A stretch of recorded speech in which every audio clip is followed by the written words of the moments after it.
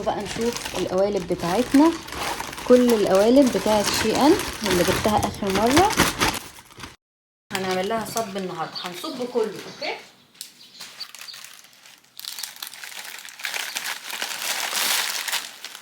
احنا فتحناهم سوا المرة اللي فاتت وشوفناهم كلهم، فالنهاردة عايزين ان احنا نبتدي عملية الصب. هنستخدم نوع الشمع ايه وكل التفاصيل هقولها لكم في الفيديو ده. تمام، يلا بينا نبتدي. اول حاجه عايزه اقولها، بصوا انا حجم القوالب عندي كبيره. بصوا يعني حجم القالب نفسه ضخم، يعني تقريبا قد كف ايدي. يعني ده مثلا كبير، وعندي ده كمان بصوا حجمه يعتبر كبير، ده كمان، وهكذا. فانا بصراحه عايزه اعمل كميه من الشمع، لان انا غير الصب النهارده عندي اوردرات تانية، فهعمل نص كيلو شمع. طيب انتوا مثلا بتتفرجوا وعندكم قالب صغير الحجم ده وعايزين تعملوا الشمع او تسيحوا الشمع، يكفي بس القالب ده، يكفي بس الحجم ده. نعمل ايه؟ هنتفرج على الفيديو اللي هيظهر هنا. الفيديو ده بشرح فيه بالتفصيل كميه الشمع اللي انا هحتاجها على حسب حجم القالب. انا النهارده ناويه اعمل قد ايه؟ ناويه اعمل نص كيلو شمع. فتعالوا اقول لكم على شمع هنستخدمه والنسب وهنحتاج ايه. هنحتاج ايه بقى الفيديو النهارده؟ هنحتاج الفرن الكهربائي بتاعنا اللي اتكلمت عليه في اكتر من فيديو، وفعلا نوع كويس يا جماعه. البراند بتاعته اهي اسمها سوكاني، نوع كويس قوي. دي اول حاجه هنحتاجها. النهارده هنستعمل شمع النخيل، وهو شمع طبيعي طبعا، وكنت اتكلمت قبل كده على انواع الشمع وايه الفرق ما بينهم في فيديو قبل كده. هحتاج برضو شمع القمر، طبعا كلكم عارفين شمع القمر وعامل شكله ازاي. ده شمع القمر. وطبعا هنحتاج الحاجة اللي هي هنسيح فيها. انا عاملة كمية اوريدي من المرة اللي فاتت، فهسيح دول واستعملهم واصب فيهم، وبعدين هنعمل كمية جديدة مع بعض من الاول. تمام، فخلونا نبتدي بالكمية دي. هي دي مش كتير، يعني حاجة بسيطة زي ما انتوا شايفين. هنبتدي اول حاجه ان احنا نشغل الفرن عندنا، بس ما نعملوش على درجه حراره عاليه. انا عايزه اعمله بس على نص درجه. اوكي، هنحتاج ايه بقى؟ هنحتاج حاجة زي دي نحط عليها القالب ونصب عليها علشان ما نوسخش الدنيا. اوكي، مش حاطه اوردر معين او ترتيب معين للشموع هنصب ايه او هنبتدي صب في ايه، فهنعمل كده باللي يجي في ايدينا. اوكي، وطبعا النهارده احنا بنتعلم الصب، فمش هيبقى فيه الوان ولا هيبقى فيه اي حاجه تانية، يعني احنا بس هنصب القوالب.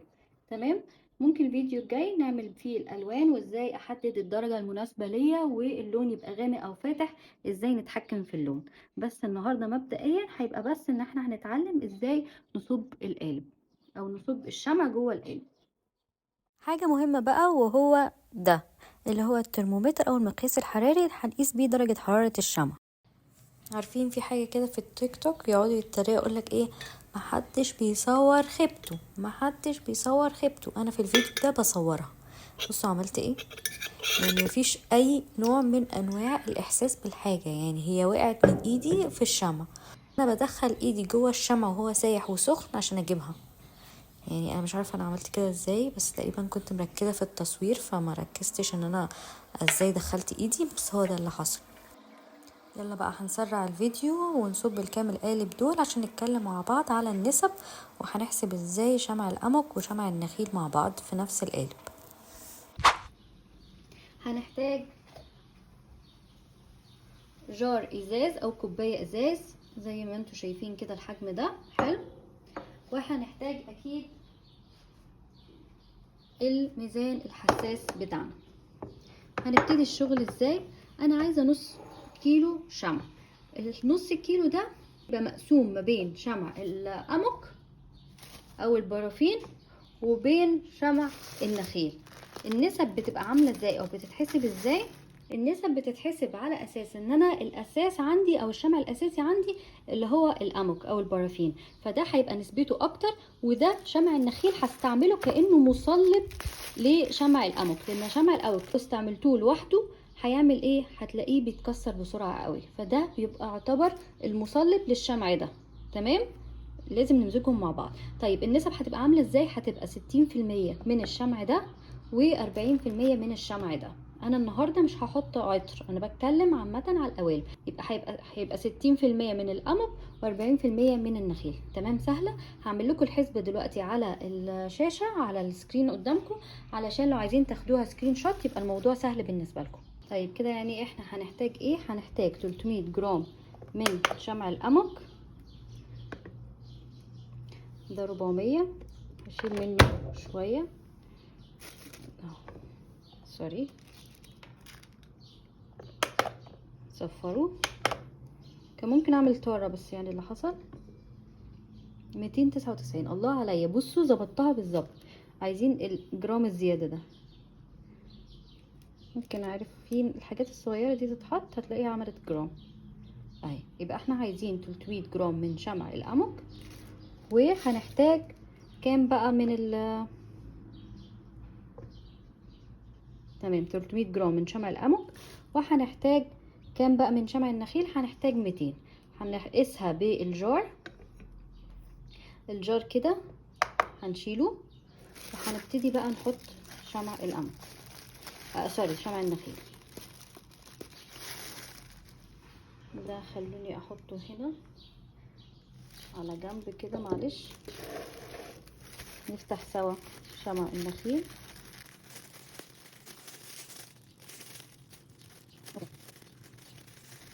يعني اغلى شمع نخيل في الدنيا. يلا يا بتاع، سوري يا جماعه معلش، انا شخصيه هاديه بس عصبيه.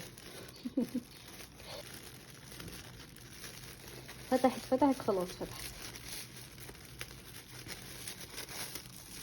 فتحناها. هنحتاج 200 جرام من شمع النخيل. اوكي، اقرب لكم ده كده عشان تركزوا. طاره، اوكي، مش عايزين حاجه خالص. هنبتدي نحط بالراحه.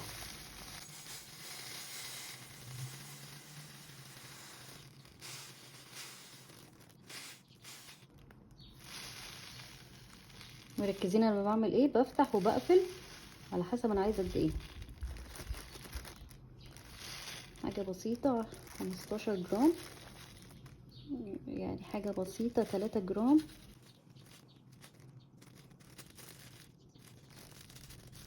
تمام، وصلنا لل 200 جرام. شايفين وصلنا 200 جرام. هاخد بقى الشمع ده على جنب، خلاص كده انا مش محتاجاه، الفتافيت بتاعته، شكرا. وهبتدي بقى احطه في الكونتينر بتاعي واسيح مع بعض. يلا بينا.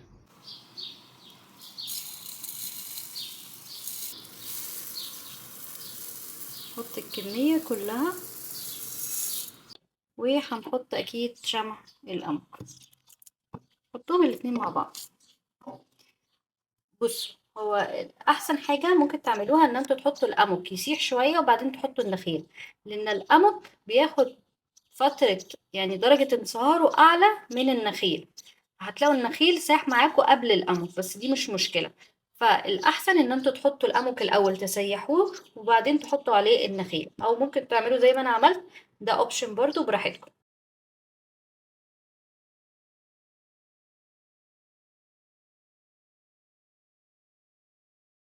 بالنسبة للقوالب الكبيرة الدنيا مش هتتبهدل، هحطها عادي على الكاونتر.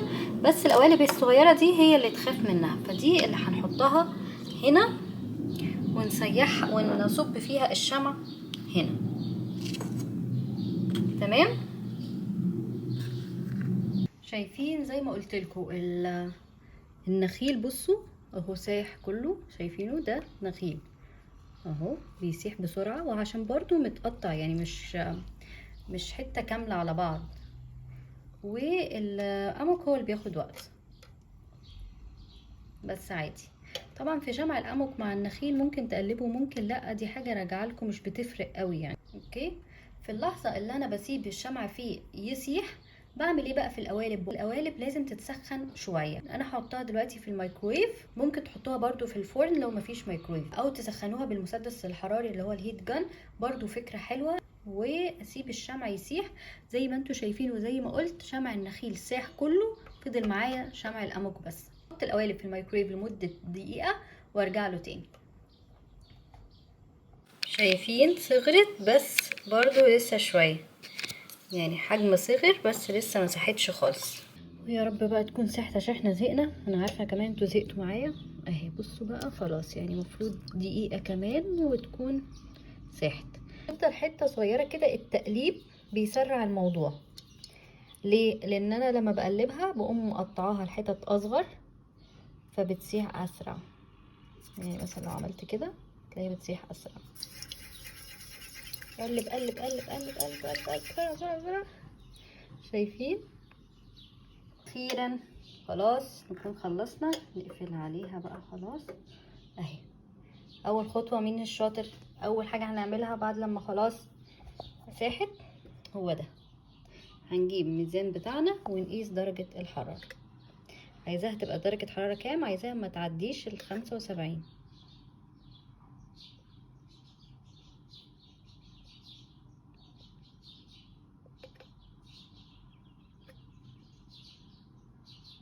يعني لو وصلت من 65 ل75 حلو، اكتر من كده لا، بستنى لغايه لما تبرد. انا شايفاها ما بين ال65 وال70 اهي، فده كويس.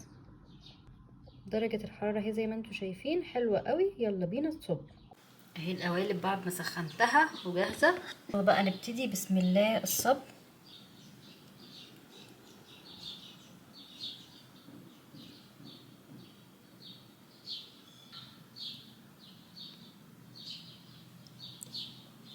عشان كده بقول لكم دايما تحطوا البتاع الخشب، مفيش مشكله، هي هتنشف وهنشيلها على طول. فاضل مين؟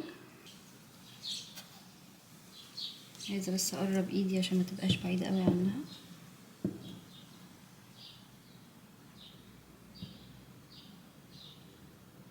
الموضوع محتاج شويه تركيز، اوكي، عشان بس ما نبهدلش الدنيا.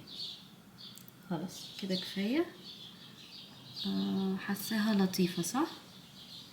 طبعا بتاعه البالونات دي احنا محتاجين خله اسنان علشان نعمل الحته دي. طبعا مش فاهمين انا قصدي ايه، قصدي اللي هي دي، ونقوم حاطينها هنا اوكي بالطريقه دي. شايفين هي فين؟ اضغطي تمام دخلت. هاخد بقى شويه شمع وازودها عليها من فوق، حاجه بسيطه.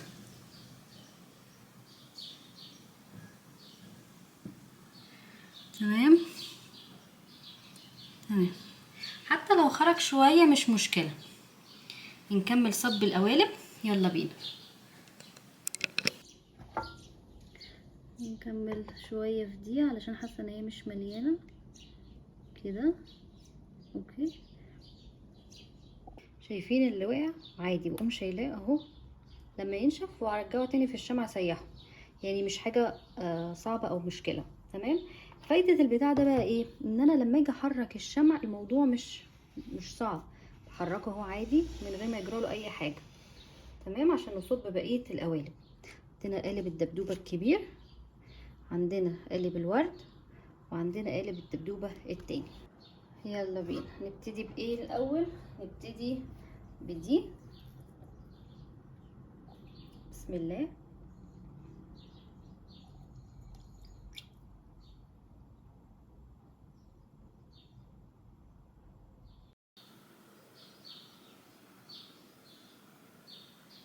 ممكن ازود شويه لغايه فوق كمان. اوكي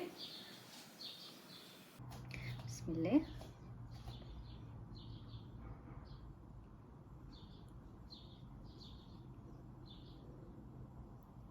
تمام. الشمع اللي فضل حاسه ان هو هيبقى قليل، بس خلونا برضو ايه نجرب.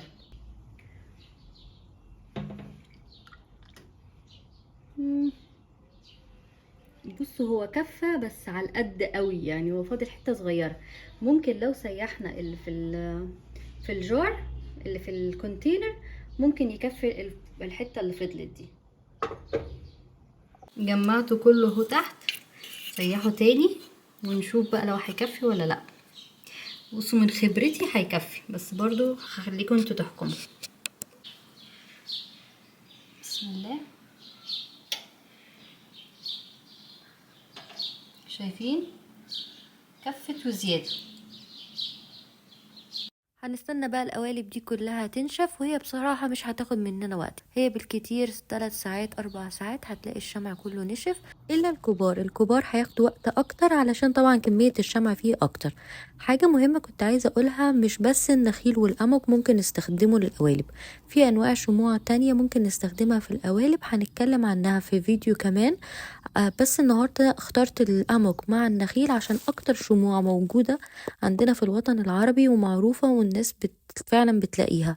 الانواع التانية ممكن تكون صعب ان انتوا تلاقوها او ممكن تكون مغشوشة، فعشان كده قلت ابتدي بالقمق والنخيل علشان موجودين ومتوفرين. بعرف ازاي ان هي خلاص؟ بمسكها كده من تحت، لو لقيتها سخنة يعني لسه، لقيتها بردت يعني خلاص. انتوا عارفين قد ايه انا ما بحبش الفيديوهات الطويلة، فعشان كده خلونا نوقف هنا ونعمل بارت 2 نعمل فيه الانمولدنج او فك الشمع من القوالب. اشوفكم ان شاء الله فيديو جديد على خير، اتفرجوا على بارت 2 هيعجبكم قوي. باي باي.